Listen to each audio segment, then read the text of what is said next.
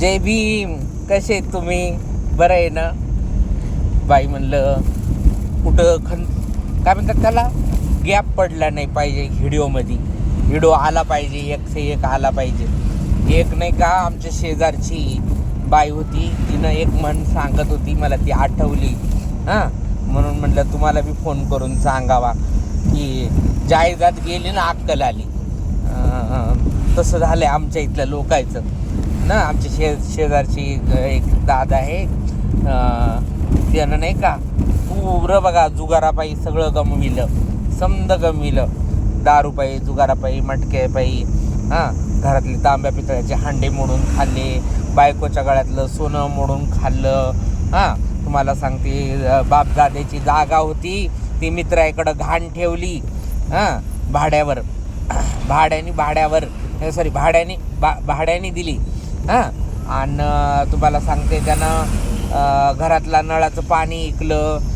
तुम्हाला सांगते त्यानं लाईट मीटरमधनं दुसऱ्याला कनेक्शन दिलं आहे. आणि त्यांच्याकडनं 100 50 रुपये कमवायचा, ते बी दिलं मित्रालाच चालवायला. असं करू समद घातलं. आणि मग आता सरा कंगाल होत आलाय. त्याचं घरातलं सगळा कोटा संपलाय, नोकरी गेली, सगळं गेलं. शेजाऱ्या पाजऱ्याशी वाकडं झालं, कोणी त्याला तांब्याभर पाणी देईना, घासभर भाकर देईना. मग आता घरात बायकोला म्हणते होतो की भाजीला तेल कमी वापर, 4 व्हीलरमध्ये फिरायला जायचं नाही, शानपणा करायचं नाही, आपण जरा कमी खर्च करू, सांभाळून काजून संसार करू, एकदम काडीनं खोपा करू. पण मी म्हणते की काय फायदा आता अक्कल येऊन. महिना झालं, 2 महिना झालं, 6 महिने झालं, शेजारी पाजारी सांगत होते, अरे तुझ्यावर संकट येईल, असा जुगार खेळू नको, अरे 2 रुपये म्हातारपणासाठी जमा करून ठेव, अरे 2 रुपये तब्येत बिघडली तर दवाखान्यासाठी जमा करून ठेव, अरे 2 रुपये लेकी बाळीच्या लग्नासाठी जमा करून ठेव, 2 रुपये घरात कधी इमर्जन्सीला राशन कमी पडलं तर त्याच्यासाठी जमा करून ठेव. तेव्हा तो भाऊ धुंदीतच होता. घेतली काढली गाडी की तुम्ही तर हागायला पण 4 व्हीलर घेऊन जायचा. तो काय हागायला पण 4 व्हीलर.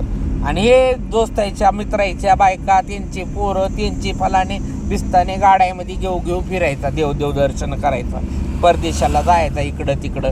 आणि आता घरातली बुलेट काढायला पण घाबरायला आहे. परवाच्या दिवशी हाफिसला जायचं होतं त्याला, तर गेला पायी. पण आता एवढी काटकसर करून काय फायदा आहे? पहिले तर नाही केली.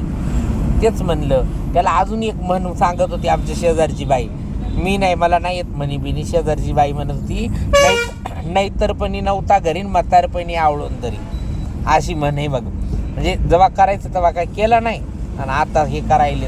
आता तर बाय लय काटकसरीनं संसार चालू आहे त्यांचा. पण आता काय हाताला येणार नाही. आपण आपल्या घरातलं बघितलं पाहिजे. मी तर माझ्या म्हातारपणासाठी 2 रुपये जमा करावं म्हणते.